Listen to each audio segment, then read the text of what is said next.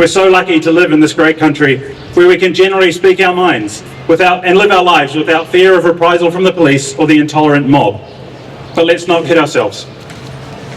Our democracy is shaky, and I want it strong for my children and for their children. The shakes are largely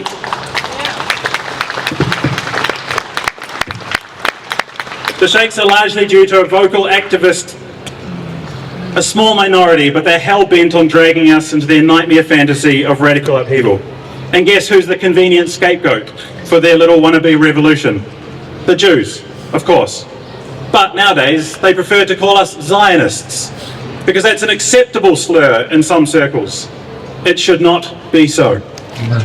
While the words might change, anti-Semitism is the classic first step for extremists who want to tear down our liberal way of life. As Juliet said, activists, academics, unions, NGOs, and even some politicians in New Zealand peddle this prejudice and try to disguise it as justice. It leads straight into violent Jew hatred. Don't take my word, or Lucy's word, or Juliet's word, or Cherie's word. Listen to the head of Australia's Security Intelligence Organisation, Mike Burgess, who has warned repeatedly that anti-Israel rhetoric is fueling and normalising anti-Semitism, and that those inflammatory language can lead to violence. He's right, of course. And it's happening here too. When crowds chant "Globalise the Intifada," led by union bosses like Joe Carolan or cheered on by the likes of Chloe Swarbrick and Phil Twyford, they're not calling for peace. They're calling for suicide bombings, stabbings, mass murder exported worldwide. The Intifada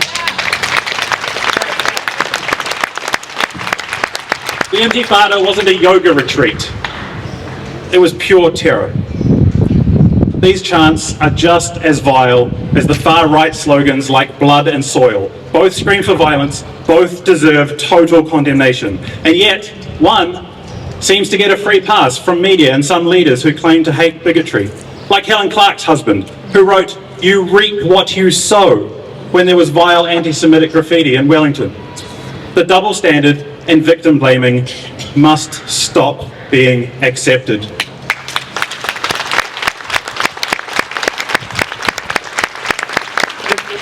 If all you've been taught about anti-Semitism is that Hitler was bad and we should all be nice, then wake up. You also need to learn about communist anti-Semitism under the Soviets and Islamist Jew hatred that is still going on today, and be willing to oppose it all. When John Minto sets up hotlines to hunt down Israelis in New Zealand, or when his organisation glorifies terror, we shouldn't just shrug while MPs stay part of his online hate groups or show up at his events. Enough is enough. Yeah.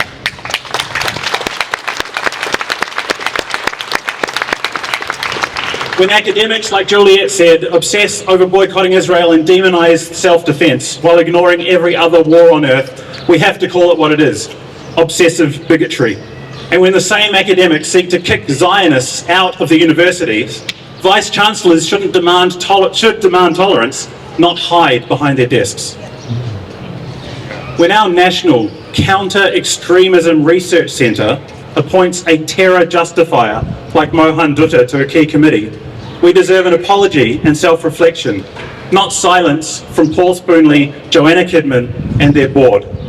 Enough is enough. When teachers brainwash our kids at school and feed them one-sided anti-Israel poison, we need to demand change. Toss the propaganda out with the mouldy lunches. Don't serve both to impressionable students. And when our government keeps pouring our tax money into schools using textbooks that glorify the murder of Jews, we deserve accountability. We see you, Beat Corrie and your MFAT leaders. And when MPs like Jerry Brownlee and Brooke Van Velden call for designating the Iranian Revolutionary Guard Corps in opposition, but then flip-flop when they're in power, we see that foreign affairs and possible trade is put before our national safety. It has to stop. Enough is enough.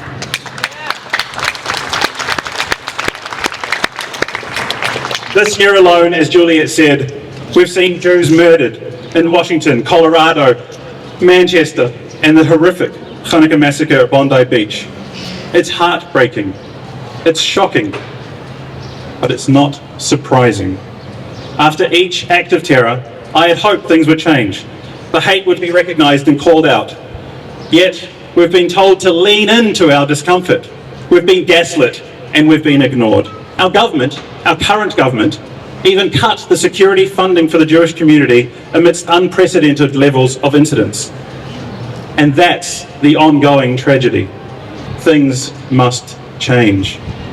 Enough thoughts and prayers. We stand against all hate platitudes when we're burying our cherished whānau. Those words are hollow virtue signalling if you won't condemn the hate fueling the killers, whether it's neo-Nazis, Islamist radicals, or those who deny Jews the right to a home in our indigenous land and treat the Jewish state as the world's scapegoat. Chris Hipkins mourns dead Jews, but has remained silent when his party tolerates justifying October 7th or peddling conspiracy nonsense about Zionist Jewish lobbies. He wants to criminalise hate speech, but can't even deal with the hateful statements from within his own party. Shame.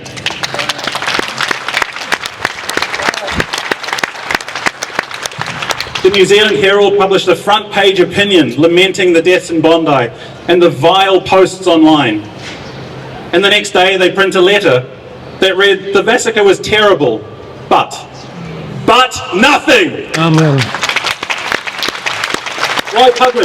Why publish such excuses for terror?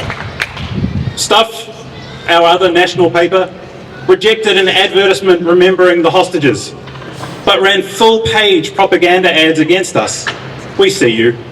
And we see the BSA, who seem willfully blind to this bias, but are itching to control the internet. Enough is enough!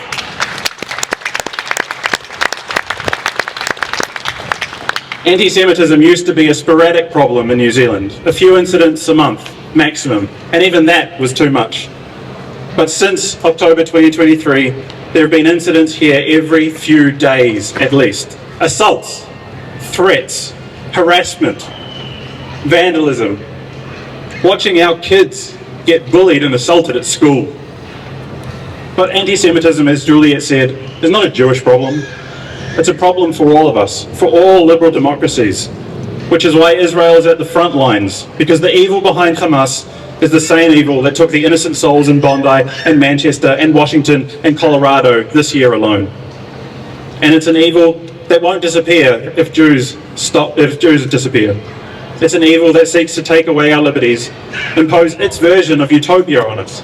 And all attempts at utopia have ended in blood and chains. Amen. We have to oppose it as decent Kiwis. Yes. So here's the call. No more excuses. No more hypocrisy. Leaders, defund the hate. Walk your recent talk and prescribe the terror. Media, do your job and earn our trust back.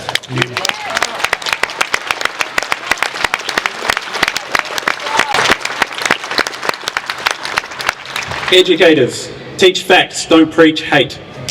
Fellow Kiwis, speak up.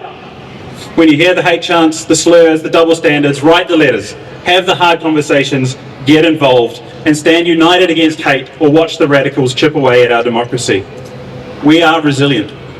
We've outlasted worse than this, but it takes effort. Neo-Nazis, Islamists, vile leftists must all be kept in check, not selectively allowed to infiltrate our politics or be lauded by our media. Let's make the New Zealand the country it claims to be, one where hate loses every single time. Thank you again, everyone, for being here. Thank you to all of those who have been making a stand. To everyone who's reached out, it's been overwhelming with words of support.